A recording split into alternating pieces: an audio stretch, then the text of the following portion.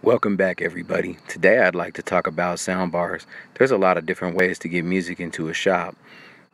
You got Bluetooth speakers, radios, boom boxes, so many different options. I wanted to add something to the top of my toolbox that wouldn't take up a lot of space and still give me some great sound quality. This is kind of the idea of what I came up with. I wanted to do something that was full range but still have really deep bass. My target was originally 45 Hertz, so I did the math to decide how much space I actually had. I got a little over a quarter cubic foot per speaker. I used a couple of different math equations to formulate what would be my best port tuning ratio. Not wanting to sacrifice a lot of the internal volume, but still be able to maintain that full range and still be able to play really deep frequencies without my box unloading, I decided to go with 36 Hertz. Now let's crunch some numbers so that way we can determine what size panels we're going to need, what my box volume is going to be, and what the shape of my ports are going to end up being. Here's the final cut list. What I need in order to be able to make this box from a dream into reality. With the help of my nephew, I began cutting a piece of MDF that has a veneer on it that looks like real maple. We stacked them up and got all the pieces mocked up in order to see how it would fit. This double DIN Pioneer came as a package deal. It's got Bluetooth, CD player, and 4 speakers. It was only $100. How could I say no? With all of my panels cut and laid out, now I need to work on the power supply.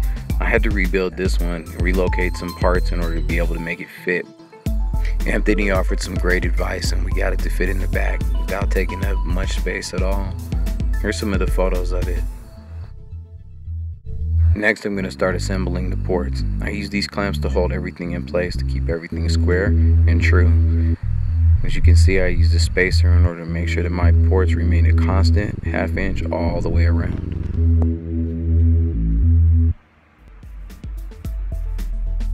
I angled the 6x9 baffles because there just wasn't enough space to put them straight across the front, but it also helps because it keeps the bass in a wedge shape and helps angle the speaker so that way the sound can more completely fill the room.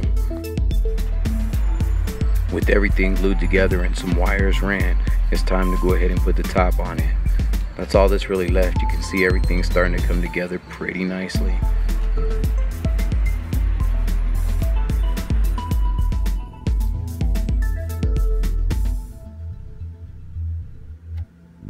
With the top secured and the power supply installed, I think I want to go ahead and throw in the rest of the electronics just so I can get a chance to see how this thing sounds.